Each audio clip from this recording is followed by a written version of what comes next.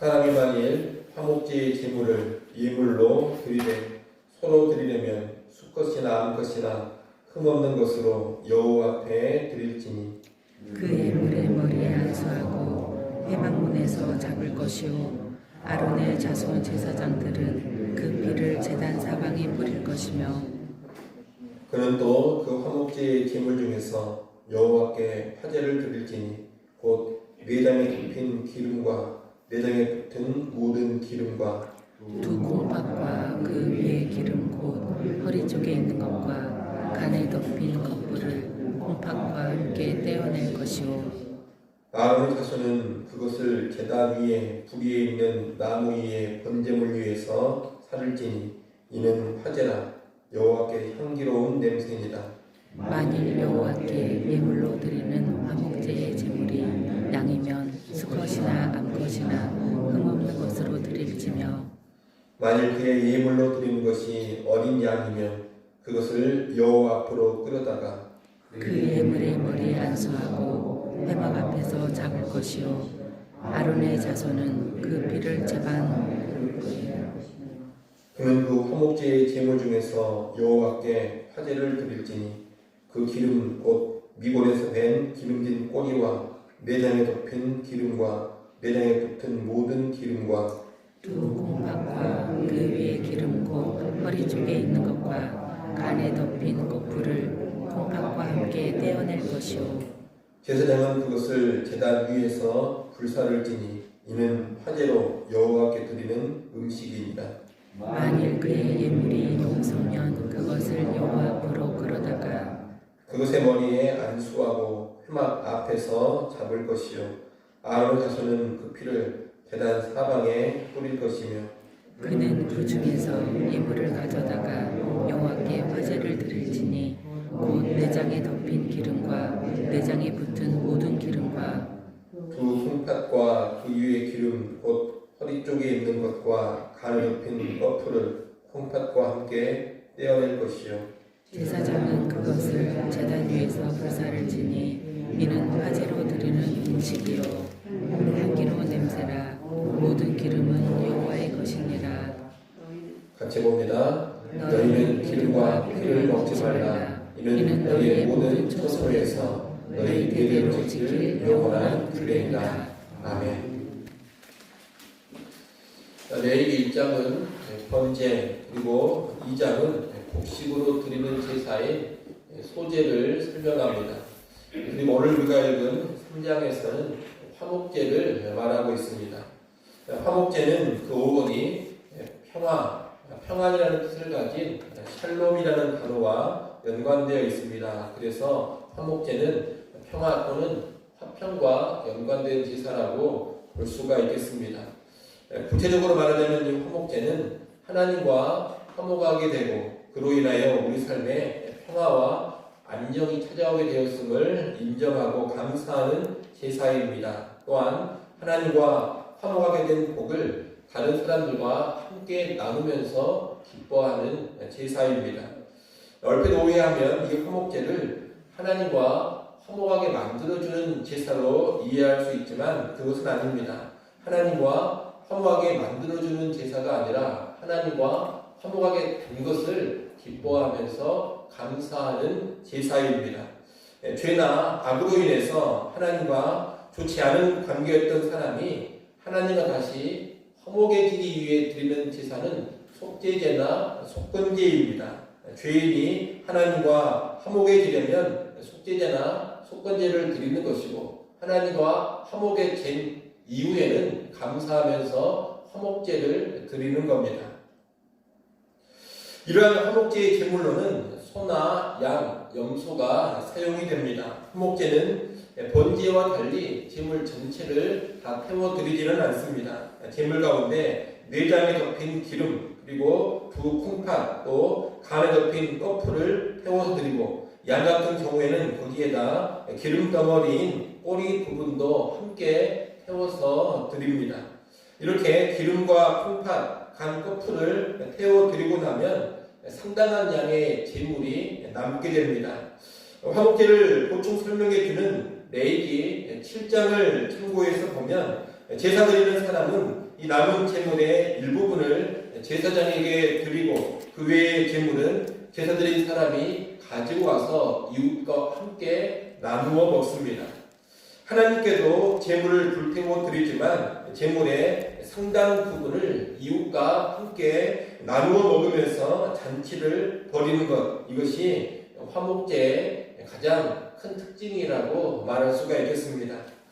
화목제의 제물로는 비둘기가 사용되지 않습니다. 화목제의 제물로 비둘기가 사용되지 않는 것은 이 나눔의 특징 때문에 그러합니다. 비둘기는 너무 분량이 작아서 하나님께 드리고 이웃과 나누어 먹으면서 잔치를 할 수가 없습니다. 그래서 화목제 제물에는 비둘기가 포함되어 있지 않는 겁니다. 우리는 이런 화목제를 통해서 두 가지를 기억할 수 있어야 되겠습니다. 첫째, 우리는 하나님과 화목하게 된 것에 대해서 늘 감사하며 기뻐하는 삶을 살아야 한다는 겁니다. 화목제는 하나님과 맺어진 화목의 관계, 평화의 관계를 기뻐하고 감사하며 드리는 제사라, 그렇게 말씀을 드렸는데, 이런 모습이 오늘 우리의 예배와 우리의 삶에 나타나야 하는 겁니다. 우리는 원래 하나님과 원수된 죄인이었습니다. 하지만 대속의 제물이 되신 그리스도의 희생으로 인해서 하나님과 화목한 관계가 되었습니다. 하나님과 원수된 자로서 진노를 받아 마땅한 우리가 아무 공로 없이 그리스도의 피로 하나님과 화목하게 되었고 하나님의 자녀가 되었다는 것은 참으로 놀라운 은혜가 아닐 수 없습니다. 그렇기 때문에 우리는 이 은혜를 늘 기억하고 감사하면서 하나님께 예비하고 그 은혜를 늘 감사하면서 매일매일의 삶을 살아야 하는 겁니다. 그런 정신으로 살아가는 것이 구약의 화목제의 정신을 우리 삶 가운데 구현하면서 살아가는 것입니다.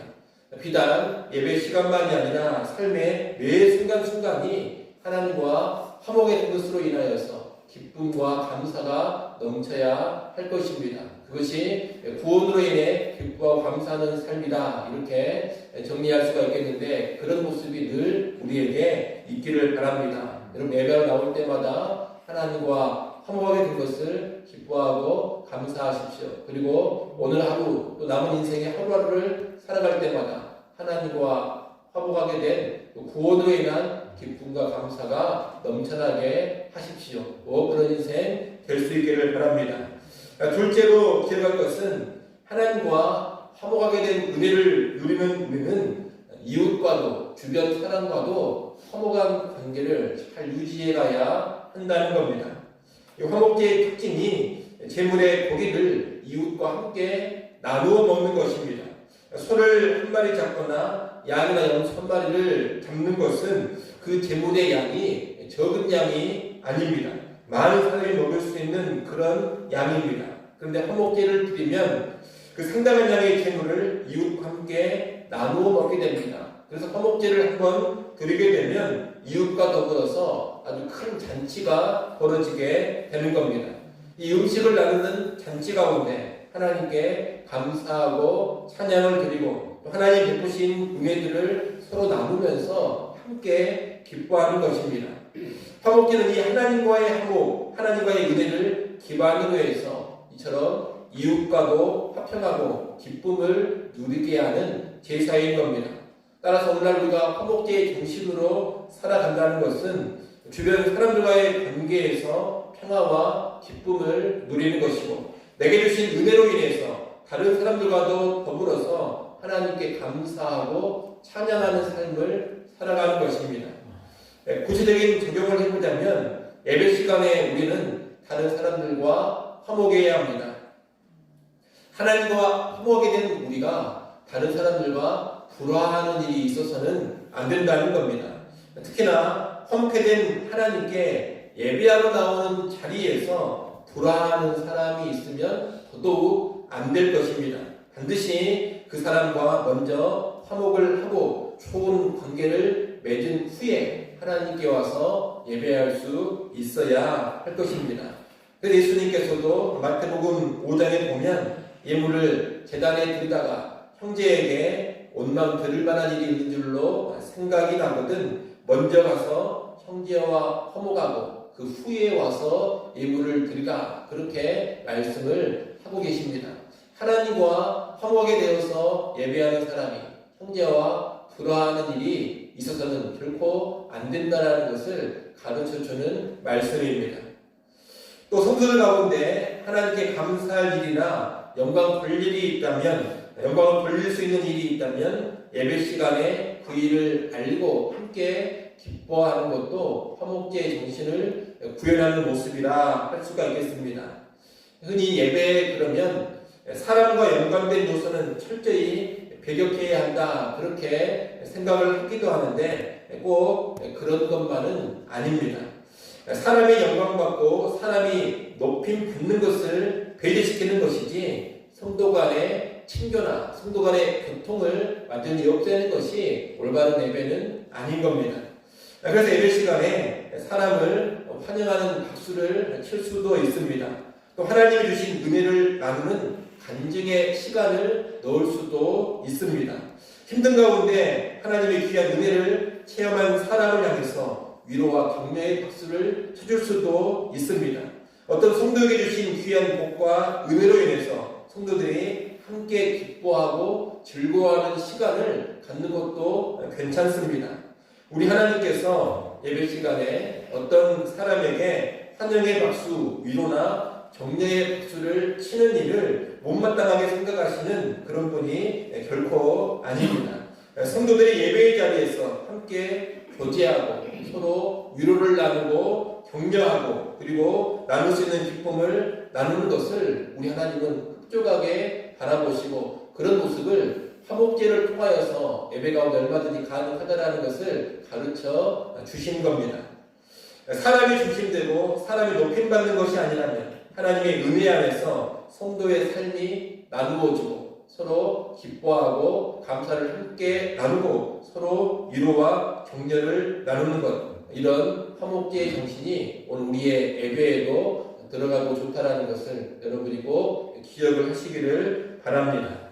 여러분, 아무쪼록 화목제의 정신을 잘 기억하고 살아가시면 좋겠습니다. 하나님과 화목하게 된 것을 늘 기뻐하고 감사하십시오.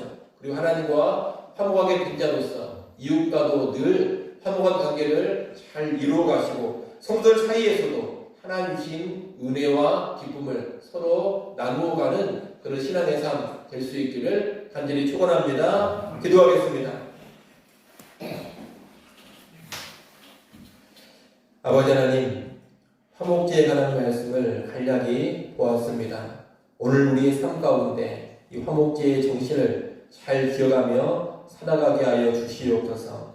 하나님과 화목하게 된 그 구원의 사실로 인하여서 늘 기뻐하며 감사하는 우리의 삶이 되게 하여 주시옵소서. 예배하는 시간에 나올 때마다 구원의 기쁨과 감사와 감격 있게 하시고 우리의 매일매일의 삶 가운데 구원의 기쁨과 감사가 차고 넘치게 하여 주시옵소서. 또한 주변 성도들 우리의 이웃과도 언제나 화목하기를 원합니다. 하나님과 화목하게 된 자로서 사람과의 불화 가운데 들어가지 않게 하여 주시옵소서. 불화의 관계가 있다면 언제나 먼저 찾아가서 그 불화의 문제를 해결할 수 있는 하나님의 사람들 될 수 있기를 간절히 소원합니다.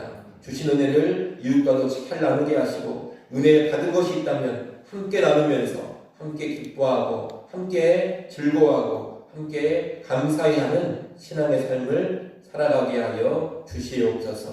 아버지 하나님, 이 새벽 시간 다시금 하나님 앞에 나와왔습니다. 하늘 하나님 바라보고 의지케 하여 주시옵소서. 우리의 모든 필요한 것들 하나님께 아뢰게 하시고 우리의 모든 짐을 십자가 앞에 다 내려놓게 하시며 하늘의 평안 누리게 하여 주시옵소서. 오늘 하루를 살아갈 때에도 구원의 주님과 동행하게 하시고 모든 형편 모든 상황 속에서도 구원의 기쁨이 충만케 하여 주시옵소서. 예수님의 이름으로 기도드리옵나이다. 아멘.